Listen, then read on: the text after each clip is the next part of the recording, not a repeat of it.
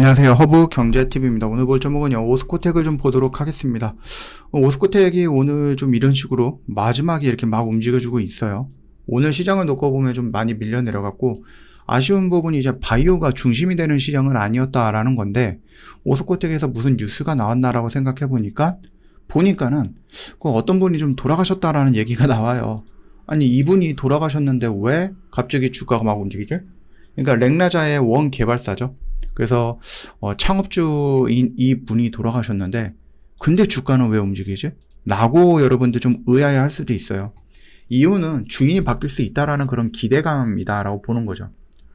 일단 상속세 부담감은 있습니다. 상속자들이, 그러니까 상속인들이 수천억 원에 달하는 상속세를 내기 위해서 지분을 시장에 팔거나 아예 기업 경영권을 통째로 글로벌 제약사라든지 대기업에 매각할 가능성 조금이라도 생기겠죠. 그러면서 이제 몸값이 상승할 수 있다라는 거죠. 오스코텍의 몸값이. 그래서 기술력이 이미 검증이 됐어요. 그래서 오스코텍은 뭐 산오피라든지 아니면은 뭐 유한양행이라든지 이런 쪽에 알츠하이머, 그 다음에 항암제 이런 쪽으로서 어떤 기술이 검증되어 있는 회사이다 보니까 이게 매물이 나오면은 어떻게 됩니까? 뭐 여러 기업들이 뭐 경쟁을 할 수도 있지 않을까라는 생각을 하는 거죠. 그게 어떻게 보면은 시장에서 좀 긍정적으로 볼 수도 있는 거 아닌가라는 거죠. 두 번째는 이제 상속인들이 지분을 팔지 않고 물려받기로 결정을 한다 라고 했을 때도 주가에는 긍정적으로 볼 수가 있어요. 상속세를 내기 위해서 보유 주식을 담보로 대출을 받으려면은 주가를 높게 유지해야지 유리하죠. 여러분들 5만원짜리 주가보다 10만원짜리 주가를 담보로 내보면 좋겠죠. 그러다 보니까 회사가 뭐 한다? 좀 주가를 끌어올리기 위한 어떠한 액션들이 있지 않을까라는 생각을 하는 거죠. 그리고 세 번째는 이게 더 중요하다고 보는데, 이게 창업자 중심의 1인 체계였거든요. 그래서 전문 경영인이라든지 아니면 뭐 새로운 대주주 체제로 바뀌면서 의사결정이 빨라지고 투자가 더 공격적으로 변할 수 있을 거야 라는 그런 시장의 기대감이 어느 정도 있는 것 같다라는 거죠. 그래서 이게 누가 물려받을지 모르겠다라는 그런 불안감, 그래서 누가 경영진으로서 이 회사를 이끌어갈지 모르겠다라는 그 불확실성함보다는 이제는 변화가 시작되었다라는 거. 누군가가 되겠지.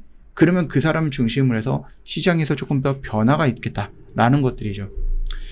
물론 이게 뭐 명확한 해석은 아닐 거라고 봅니다. 명확한 해석은 아니겠지만 뭐 확정된 실적인지 아니면 기대감 때문인지 이거는 아직까지는 뭐 모르겠지만, 근데 지금 갑작스럽게 뉴스가 나오면서 주가가 움직였다? 라고 했을 때 뭐 머릿속에 확 들어오는 것들은 뭐 그런 거밖에 없는 것 같아요. 그동안에 이제 회사 그 경영진들의 둘러싸여 있는 그런 뭐라 그럴까요? 좀 악재라고 할까요? 아니면 조금 불안한감?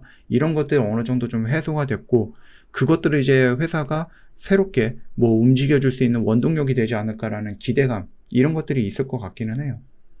물론, 이게 그냥 일회성으로 움직여줄 수 있는 액션일 수도 있기는 합니다만, 뭐 어찌되었던 간에 주가 올라가는 것은 나쁘지는 않다라고 보시면 될 것 같아요.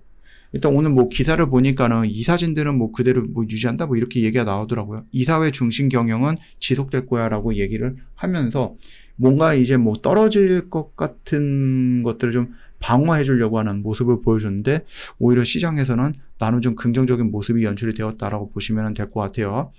아직 실적이 확정된 거는 아닙니다. 근데 뭐 보통 보면은 적자가 이제 흑자로 전환이 될 거야 라는 그런 기대감도 있죠.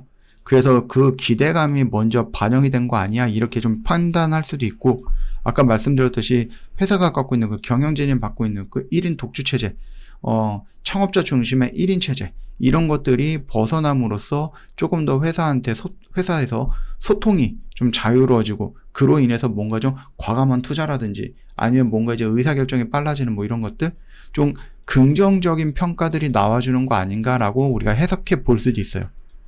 솔직히 이거는 하루 이틀 정도 더 지켜볼 필요는 있겠다라고 말씀을 드려봅니다. 어찌되었던 간에 지금 이 구간 라인에 6만원과 6만 5천원이 앞전에 언제죠? 12월 달에 형성됐던 고점대의 물량이 있잖아요. 그렇기 때문에 이 정도 구간에서는 아마 저항을 좀 받아볼 수는 있을 것 같지만, 우리가 원했던 곳은 어디예요? 7만원과 8만원 정도, 이 정도 라인까지예요. 그래서 여기까지 한번 끌고 올라가 보고, 여기서 우리가 이 구간에서 접근해서 이 정도까지 끌고 가면은 거의 한 50% 정도 구간이거든요. 충분하죠? 네, 그러니까 이 정도 라인까지 한번 욕심을 내볼 필요도 있겠다라고 좀 말씀을 드려봅니다. 지금 오스코텍이 그 경영진이라든지 이런 것들, 그 다음에 주주들과의 이제 소통 문제 이런 것들만 잘 해결이 된다라고 하면은 충분히 좋은 무기들을 갖고 있는 회사예요. 좋은 무기가 있기 때문에 그 무기 이게 잘 닦아 놓으면은 정말로 유용하게 쓸 수 있거든요. 그렇기 때문에 우리가 오스코텍을 뭐 기술적인 부분이라든지 미래의 가치라든지 이런 부분에 대해서 깎아내릴 필요는 없다라고 생각을 합니다. 그래서 3월달에 이제 주총도 있을 거고, 그 다음에 이제 창업주도 돌아가셨다고 하니까 이제 뭔가 좀 있지 않을까요? 그런 희망을 좀 가져보도록 하겠습니다. 저 허브경제TV 공식 채널을 보시면은요, 중요한 것들 깔끔하게 정리해놨고, 저희 오늘도 진짜 열심히 매매했습니다. 시장이 좋든 말든 열심히 매매했고요. 이거 여러분들이 다 가져갈 수 있었던 것들이고, 저가 이벤트가 마감이 됐는데, 이거 여러분들 뭐 한번 연락을 주세요.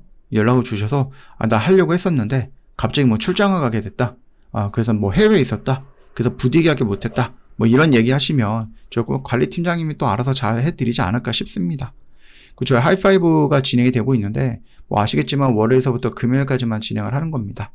나는 허브경제TV를 한번 해보고 싶은데, 초반부터 1년을 하자니, 6개월을 하자니, 이거 너무 부담이 되는데, 라고 생각하실 거예요. 그런 분들, 일단은 뭐 일주일 해보고, 또 한 달 해보고, 그러고 나서 마음에 들면 연장하시면 된다라고 말씀을 드릴게요. 일주일 단위로 기수가 바뀌는 거기 때문에 여러분도 부담 없이 오셔갖고 일주일 해보고, 마음에 안 들면 가고, 마음에 들면 한 달 해보고, 또 마음에 들면 2달 해보고, 이러면 된다는 얘기입니다. 놓치지 마시고요. 오늘도 고생하셨습니다.